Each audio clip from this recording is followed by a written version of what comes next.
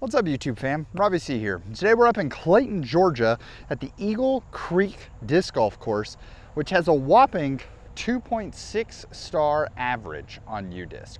And today we want to find out, is that accurate? Or are people just like really mean? But before we dive in, we have to ask the most important question of the day. How you doing today, Clayton? Are you having a good one? So catch me if I fall.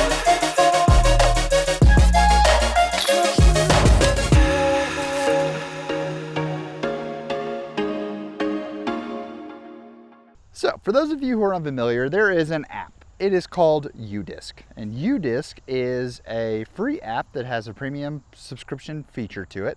But in the free app, you get access to so many amazing things, which includes a somewhat course directory for the world. Yeah, like the whole world. Now, next week, we've got a video coming out talking about traveling with disc golf, but I am up in this part of Georgia with my wife for a little vacation. And because our current Crawford world has little man in it, and we have the opportunity for childcare with my in-laws, I thought, let me bring the camera, maybe try to shoot a couple videos and take advantage of the time. So here we are, together, you and I, the one holding the screen right now. It's nice to be here with you. How are you enjoying our vacation together so far? Now, the purpose of this video, the UDisc rating. I actually have come and I played this course before Robbie C Disc Golf, I really want to say, even existed. We were out here playing this track and having a great time with it. So I wanted to come back, and after checking to see that it still existed, I went and saw that UDisc ratings have not been kind. After you play a round, you get to leave a rating. There are a couple of factors that people keep pointing out, but I wanted to lean into the Ryan Trahans of the world and see if we can't play this course and find 5 reasons to leave good stars. So you want to jump into hole 1 with me, and let's see if we can find all 5 of those reasons. Now, Jeremy6366 said that there was poor signage here on the course, and I'm going to be honest, I have to agree. As I was looking for hole 1, I found that hole 1, I have to guess that this whole playground looks somewhat new and fresh. Well, parts of it do. And so thankfully, UDisc has a fantastic feature where you can sort of see the GPS and see as the holes were mapped out. So I have found where hole 1 was supposed to be, or at least the tee pad, and there's not currently a tee pad there. So thanks to UDisc, I see very clearly where the hole is, but I can understand why someone would want to take a star away from this. So I'm going to leave it a net neutral because thankfully, using the tool of which I'm going to relieve a review on, I have to view that as the course experience overall. So we're here on hole 1. Also should mention, we've never raced with Precious Child. This is my lovely pig that I'm trying to get an ace with. And so we are going to be playing this entire course with just Precious Child, because I firmly believe that if I was able to get an ace with Precious Child on this course, I mean, that alone would be enough for like 3 stars. So hole 1, I think it says 178 feet. Tee pad should be about right here. And so what I'm going to do is I'm just going to draw a line right from the corner of this playground. Basket's right there. Can't really hyzer in because the green is protected. I enjoy that. It's a pretty open fairway, so there's only really one obstacle to miss down there, but the trees are very well positioned. So course design, I'm going to go ahead and give it a half star on hole 1 because it's a nice warm-up open shot, but also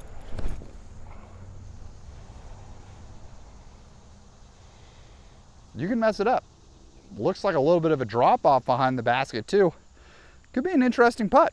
All right, it is a nice little drop off. Thankfully, it was our actual first throw of the day, so we didn't juice it too much and left ourselves a nice warm up comebacker. I don't know about you guys, but what is, when you're putting for the day or you have your first putt of the day, what is your dream distance to have on the first hole? I know lots of people are going to say, I'd love for my first putt to just, be a drop in. But I personally, I like to have like a little bit of something left on the bone.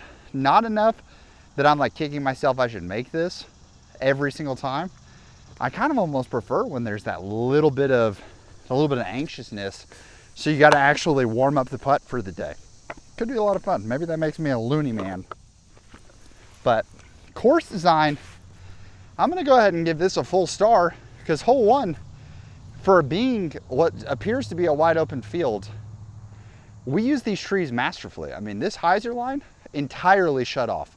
You can't even really come in with the forehand too much because the tree's packed off there. And if you juice it because you don't want to leave yourself a putt, you either have a death putt on that side of things, or you're leaving yourself a long look. That's pretty neat. Now, we hit our first glaring issue, which a lot of people are marking the course down for, and unfortunately, I kind of have to agree with them. Baskets 2 and 3 don't exist. They're removed. I would imagine hole 2 was playing like up onto the ridge, which would have been really cool. And then hole 3 was probably playing from somewhere over there into the middle of this community garden. So can we really fault the world for building a community garden that is like near a school? I don't think so. I think that, you know, so I can't subtract 2 stars because one of them died for a good reason. But hole 2, it does look like very much could have been there. So we're gonna go ahead, and that 1 star we were giving, we're gonna go ahead and snap it back to not existing. But something else that we do have to point out, especially for a rural course, already has a leg up that I think most courses in this kind of a setting don't have. And that right there, that's a porta-john. I'll even tell you that as I was driving to this course and eating my breakfast on the way here, I thought to myself, man, this is pretty unfortunate if, you know, I mean, not expecting a bathroom or any facility to be here. And that would be really tough, especially because most course designers don't care about our lady golfers out there. So the fact that we have bathroom facilities always available, it's gonna be a big win for me. Even if we lose out on holes 2 and 3, porta-john, instant 2 stars for me, because that's comfort in a terrible place. Now I wanna point out there is a marked off area back there, and you come here to hole 4, and it also has a short pad. You're telling me that we got longs and shorts? That's awesome. That's an automatic star for me, because especially on a 9-hole track, I think one of the things you can struggle with is, hey, how do I keep this spicy? How do I keep this interesting? And because if you want to play a full 18, you're probably gonna have to play the loop twice.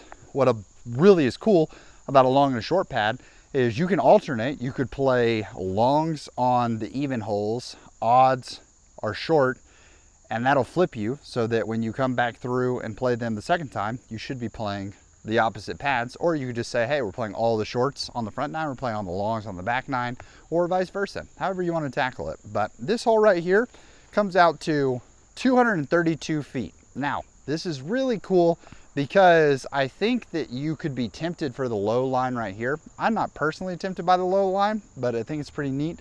But there's wide open space here that you can send the disc out there. So Precious Child doesn't have a lot of stability left in her, but we're gonna throw the forehand out wide, a lot of hyzer, and let it hopefully crash over. So that's why Precious Child is no longer considered a pig, because we put her on a lot of hyzer and it just stood up to flat. So we're gonna have to throw her in order to save the birdie here, but there's a chance. Got ourselves a great looking bid from Circle 3 here. Let's go ahead and grab, this is from the original run at Birdie Balloon Wizards. Should we do another run of these sometime soon? It's been a minute. All righty. Let's go ahead and ring her up, shall we? Just a little short. Just a little short on that one. It's okay. Pars are fine. Pars are fine. All right, 270 feet uphill. Gonna try to make sure that we can go ahead and get this launched out there. Really, I like this as well. I like that the forehand is definitely not available, but backhand hyzer for you right-handed players. I mean, space couldn't be more open for you.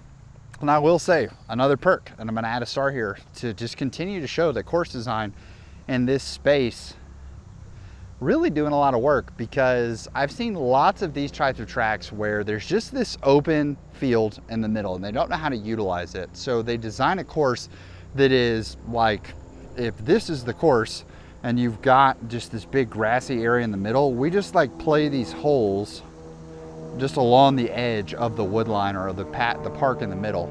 And so what I really like here is hole 5, we're just cutting right across. We've got a beautiful sparkling creek right behind us, and yeah, we're just sending one. So Let's see what we can do.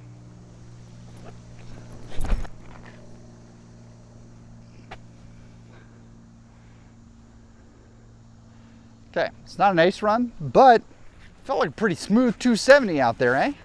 Eh? We juiced it, ladies and gentlemen. Let's hit a nice comebacker. I like this hole a lot. I think this is clever.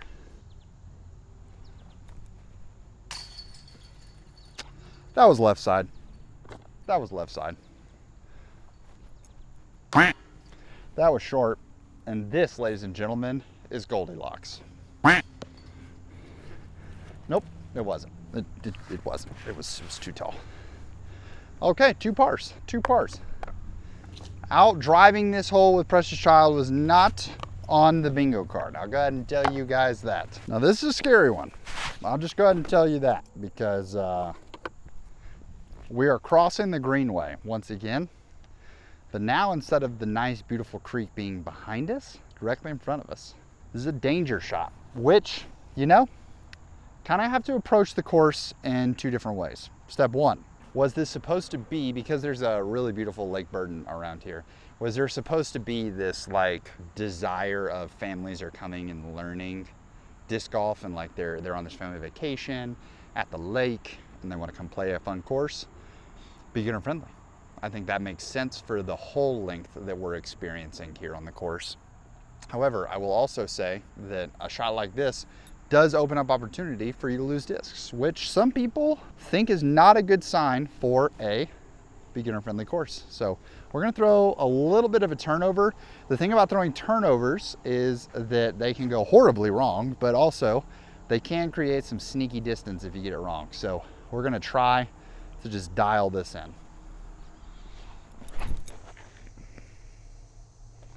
And I didn't commit. Yeah, that one was tough. If the forehand would have gone better on 4, I think I would have been tempted to just throw the forehand into the green, but I was worried that I was gonna get free distance out of the forehand with the flip up again, and I was not going to like that. So drop off, it does seem that there is the creek drop off. Now, let's see, retrievable? Oh, for sure retrievable. Okay, yeah. We got plenty of room to float in there. That's fine. I love this green even more when I'm on the green for a multitude of reasons. And let me tell you, we're gonna be handing out another star on this hole for sure. Because guys, this is really well protected. I'm gonna go ahead and move this bag because we're going there.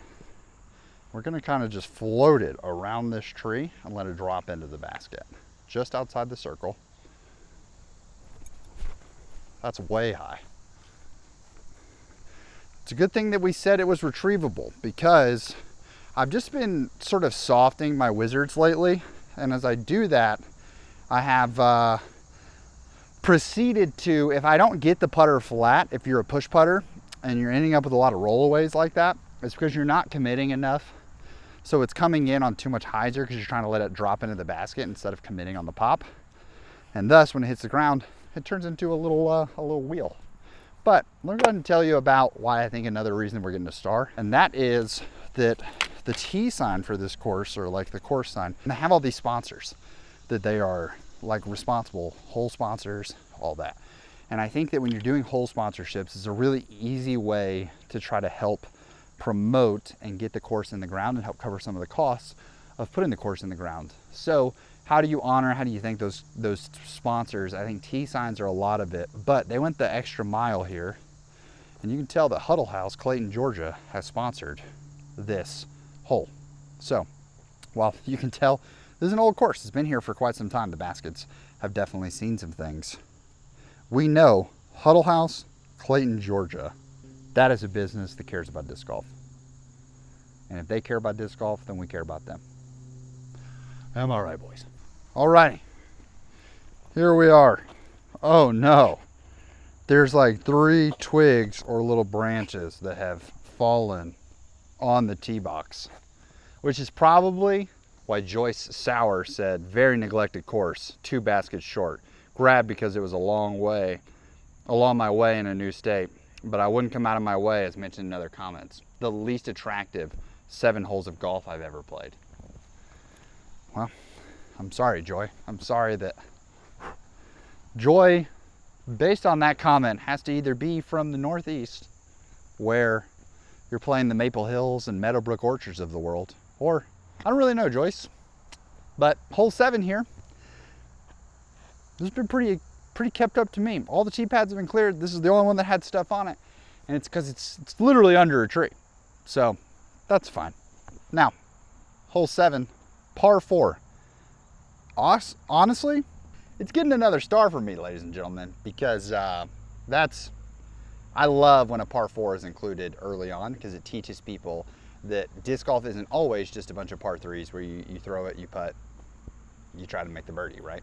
Placement shot can be everything. So what is interesting about this is that this par 4 does fit into, I think, the beginner vibes of the course, because this par 4 is coming in at only 480 feet. So there are par 3s that exist in the world that are 480 feet in themselves. So if I'm trying to birdie this hole, I've got 2 shots to throw at 240 feet with some accuracy, and that's going to leave me a drop-in putt. I have to throw even less if I want to have a 20-footer. So we're going to try to hammer this precious child out there, see what happens.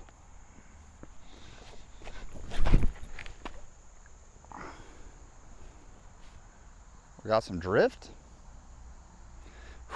It's a little wet, but I think we've had a sponsor on the channel as of late, Betsy. Not going to be an issue. Now, the tough part about a par 4 is that the sub-goal, or as my friend Jay Millie would say, the B-plot of trying to make sure that we grab ye old ace, it's going to be a little tougher, because I'm not really throwing precious child 480 feet.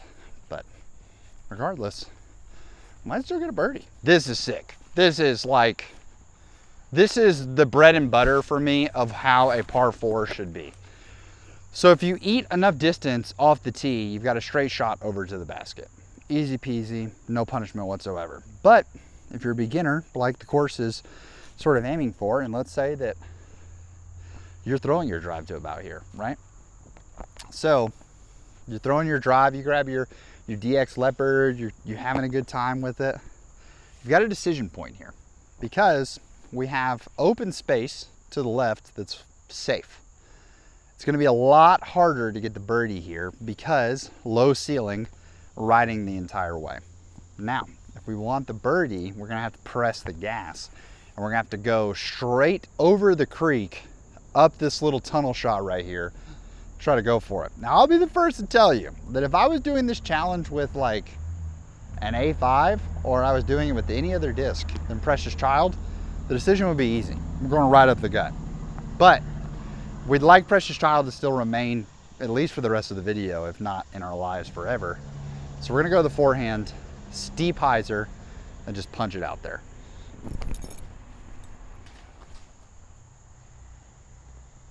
We're gonna see what happened, because I went steep hyzer and I cut it inside.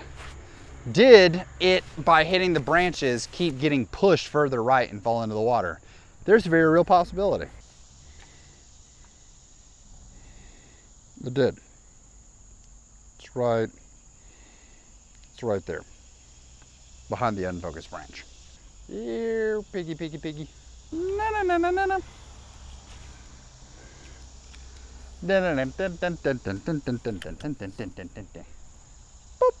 Okay, so realistically, we're playing for par here, because 2 went in the water, drop 3, throw 4.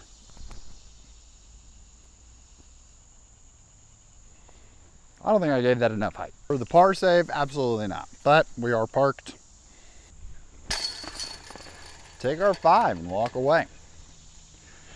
Guess I could have just gone right up the gut and tried to get it anyways. Now, remember, the course is literally called Eagle Creek, which means that we're going to be near a body of water. And when we're near a body of water, that means for certain that we are going to be experiencing gnats, because we're going to be by those bodies of water. And that was Jeremy's complaint as well, is tons of gnats. Made him give a half star to this course. Tons of gnats. And I'll tell you, I've not currently felt many, I guess I got some flying as I'm talking about them now, but tons of gnats. Come visit us in Alabama, Jeremy, because they'll tell you where tons of gnats are. even for being by water, we just finished all the water holes. I don't feel like we got many gnats at all. So for that reason, I'm gonna give it another star because I expected tons of gnats. So thank you, Jeremy, for helping make this course a better place, because you set an expectation for me and we have just blasted right past it. All right, now hole 8, an interesting one. This is, I will say, the first hole that I could feel why people are like, hey, unkept, all of that. And I think that's just because trees grow, right? So this tree growing, it's encroaching upon the airspace. I really don't even feel like it's encroaching upon the tee box itself too much, but it is encroaching. It's kind of creating a very low ceiling shot off the tee. So for that reason, we'll go ahead and we'll take back that star that we just won with Jeremy and the gnats, right? This is certainly tougher, but what I really think is interesting about this is that the fairway is shaped up with 1, 2, 3, 4, 5 sort of trees. So if you want to go to the backhand, you've got that lane, but you can also go forehand. I think the forehand doesn't really give me an ace run potential, but I don't know with the trees that I'm gonna be able to give the height anyways. So we're gonna go for the swag factor, because sometimes, you know, you got to. We're gonna try to punch it in one of these gaps.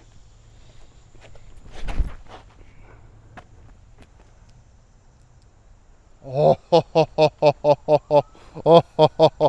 I hope I wasn't blocking it. We went right through the gap, right at it. I think we hovered right over the basket. Oof! Huh, ladies and gentlemen, let no one question, did we give it enough power to get there? Power was not our issue. Accuracy, height control, those were an issue, but yeah. But it doesn't matter. Birdie's gonna bird. Fantastic. Absolutely fantastic. That putt felt really good. I mean, I might give it a 1/4 of a star just for how good that putt felt. This course is inspiring us. Our last hole, hole 9. Last opportunity to get our 3 ace stars. We're gonna go slight turnover here, give it some height, because once again, the beauty of course design to have the hyzer line blocked off.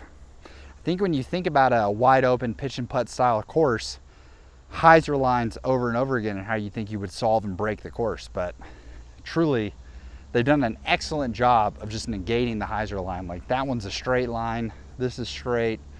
Yeah, it's very interesting. So let's see what we can do.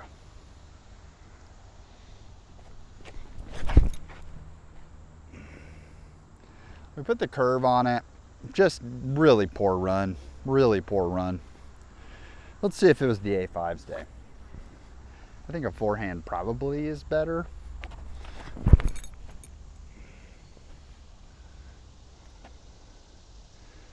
Yeah, a forehand's way better there, but you know what? We'd take what we can. Just gives more opportunities in the future for the old precious child to shine. So overall, where does that put us on the rating? Did we find enough stars out there while taking into consideration some of the drawbacks of the course?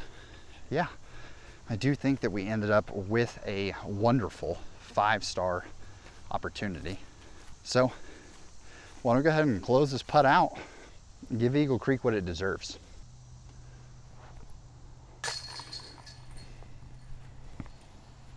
You know, 2 under through 7 holes, not how I thought it was gonna go, but we just throwing precious child. We had a good time with it. So let's go ahead and grab a bench spot and let's throw a review down. Awesome track. Great for the area. Port. Oh, John is clutch. Great design.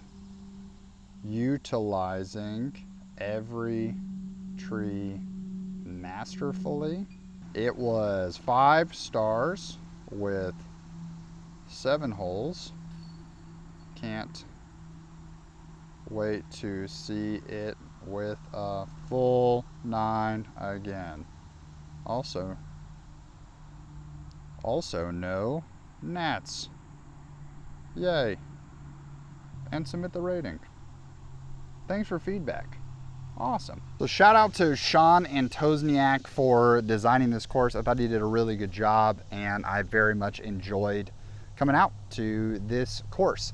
Once again, like I said, I had played it a few years ago, and so I really was excited to be here again and check it out, having seen a lot more courses since then. And I really do think that for people coming to vacation here, this is one that I'm happy I keep discs in the car, because it's not too far of a drive from where my in-laws have a place at. And so it's definitely one that I think every time we come back, I look forward to Leo growing up and being able to come out here and toss some discs around. Very kid safe, very safe overall.